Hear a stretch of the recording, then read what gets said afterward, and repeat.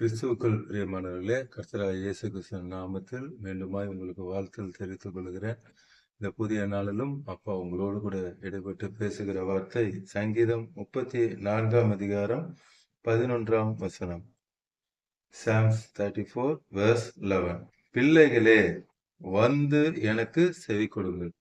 இன்னைக்கு அப்பா சொல்றாங்க, பிள்ளைகளே வந்துன்னா எங்க வரணும்? லூக்கா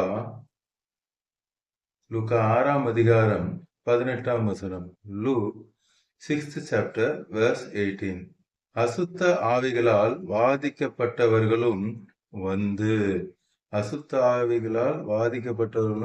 வந்து ஏற்கனவே நம்ம பார்த்தோம். மத்தேயு 11:28, Matthew 11:28, வருத்தப்பட்டு பாரம் சுமக்கிறவர்களே நீங்கள் எல்லாரும் என்னிடத்துலனா கர்த்தருடைய வார்த்தையின் இடத்துல வாருங்க. கர்த்தருடைய வார்த்தையின் இடத்துல வாருங்க. இங்கே என்ன சொல்றாங்க? வாதிக்கப்பட்டவர்கள் எங்க வரணும்? கர்த்தருடைய வார்த்தையின் இடத்துல வரும் பொழுது ஆரோக்கியம் அடைந்தார்கள். கர்த்தருடைய வார்த்தையின் இடத்திற்கு நாம் வரும் பொழுது நமக்கு தேவன் ஆரோக்கியம், சுகத்தை தருவார். எல்லா காரியத்திலும் நமக்கு என்ன கொடுப்பாரா? ஆரோக்கியத்தை தருவேன் என்று சொல்லுகிறார். அடுத்த வசனம் 19 வசனம் verse 19. அவரிடத்திலிருந்து அப்பா கிட்ட இருந்து வார்த்தை கிட்ட இருந்து வல்லமை புறப்பட்டு, இந்த கர்த்தருடைய வார்த்தை கிட்ட இருந்து என்ன புறப்படுது? வல்லமை புறப்படும். அதனாலதான் வேதத்தை படிங்கன்னு சொல்றோம். அந்த வார்த்தை கிட்ட இருந்து வல்லமை புறப்பட்டு எல்லாரையும் குணமாக்கினது. இன்னைக்கு பார்த்து கொண்டிருக்கிற எல்லாரையும் கர்த்தருடைய வல்லமை இறங்கி சுகத்தை தரும். எல்லாருக்கும் தேவனுடைய வல்லமை இறங்கி எல்லாருக்கும் சுகத்தை தருவார். கர்த்தருடைய வார்த்தை இந்த அற்புதத்தை செய்ய போகிறது.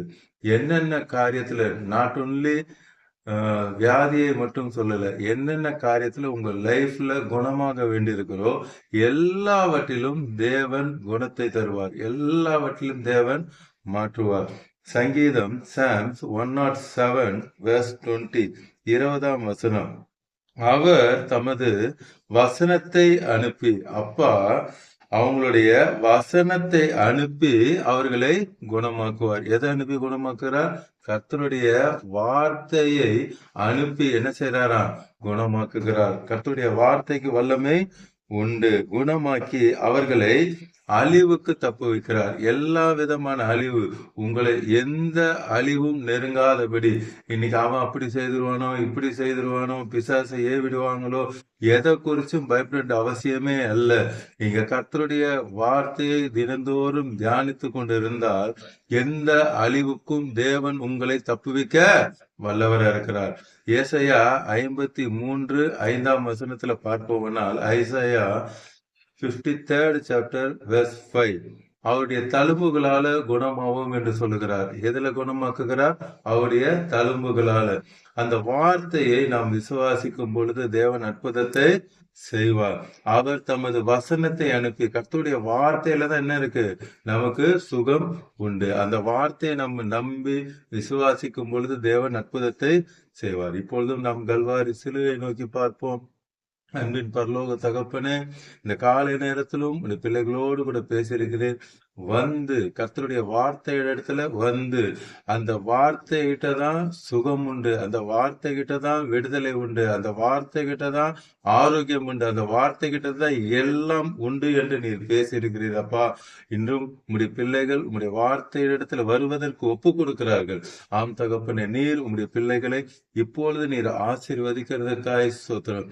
அவர்களுக்கு என்னென்ன தடைகள் இருக்கிறதோ இந்த புதிய நாளிலும் எல்லா தடைகளை உடைத்து நீர் ஆண்டவரே அவர்களுக்கு தேவையான ஆரோக்கியம், சுகம் எல்லாவற்றையும் தருகிறதுக்காய் ஸ்தோத்திரம். இப்படி தழும்புள்ள கரம் இதை பார்த்து கொண்டிருக்கிற ஒவ்வொருவரையும் தொடுகிறதுக்காய் ஸ்தோத்திரம். இப்படி சுகமளிக்கும் வல்லமை ஒவ்வொருவர்களையும் இறங்குகிறதற்காய், கர்த்தருடைய ஜீவன் இறங்குகிறதற்காய் இப்பொழுதே நீர் அற்புதத்தை செய்ய. Not only the healing Lord, எந்தெந்த காரியத்தில் உங்களுடைய பிள்ளைகள் குணமடைய வேண்டியிருக்கிறதோ எல்லாவற்றிலும் இப்பொழுது நீர் குணத்தை தருகிறேன். இந்த குடும்பத்தை ரட்சித்து ஆசீர்வதிக்கிறதுக்காய் நன்றி. இயேசுவின் நாமத்தில் ஜெபிக்கிறேன் நல்ல பிதாவே, ஆமென். தொடர்ந்து பாருங்க, அநேகருக்கு ஷேர் பண்ணுங்க. எல்லோரும் ரட்சிக்கப்படட்டும், ஆசீர்வதிக்கப்படட்டும். God bless you. Praise Lord.